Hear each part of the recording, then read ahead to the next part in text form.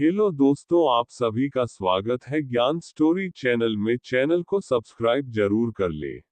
रामायण में रावण जैसे शक्तिशाली राजा की सेना से लड़ने के लिए भगवान राम ने जो वानरों की सेना बनाई, वो इतिहास में अब तक की सबसे अद्भुत सेना थी, क्योंकि इससे पहले और इसके बाद इतने विशाल स्तर पर लड़े गए इस तरह की सेना का जिक्र कहीं नहीं मिलता।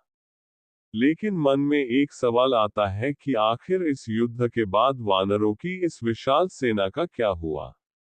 जब भगवान राम ने रावण के खिलाफ युद्ध करने का फैसला किया था, तो वनवासी होने के कारण उनके पास कोई विशाल सेना नहीं थी।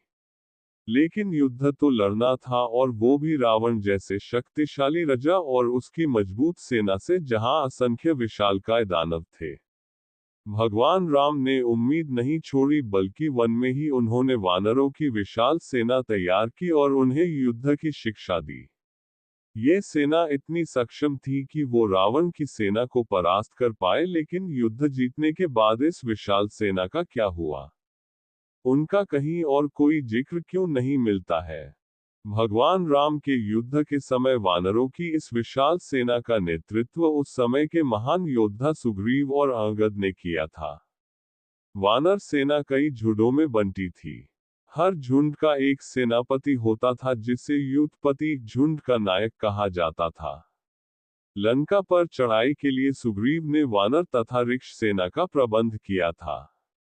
इस सेना में वानरों की संख्या लगभग 1 लाख थी, और ये केवल एक वानर नहीं थे, बल्कि इन्हें अस्त्रों शस्त्रों का भी ज्ञान था, और ये शिक्षा उन्हें खुद भगवान राम ने दी थी। ये सेना भगवान राम के कुशल प्रबंधन और संगठन का परिणाम था, क्योंकि इस विशाल वानर सेना को छोटे छोटे राज्यों की छोटी छोटी सेनाओं व संगठनों से इकट्ठा किया गया था। उनमें प्रमुख रूप से किष्किंधा, कोल, भील, रीछ थे। कुछ वनों के निवासी भी थे। ये वानर सेना राम के राज्याभिषेक में अयोध्या आई थी, लेकिन राज्याभिषेक के बाद फिर वापस लौट गई।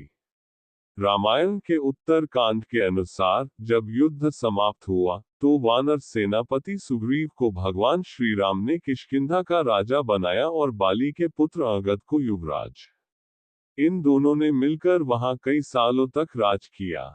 इस दौरान ये विशाल वानर सेना सुग्रीव के साथ ही वर्षों तक रही, लेकिन रावण युद्ध के बाद उसने कोई बड़ी लड़ाई नहीं लड़ी।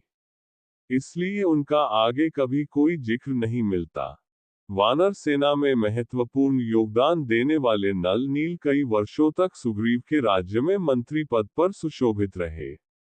बाकी अन्य कुछ प्रभावशाली वानर भी अन्य महत्वपूर्ण पदों पर नियुक्त किए गए।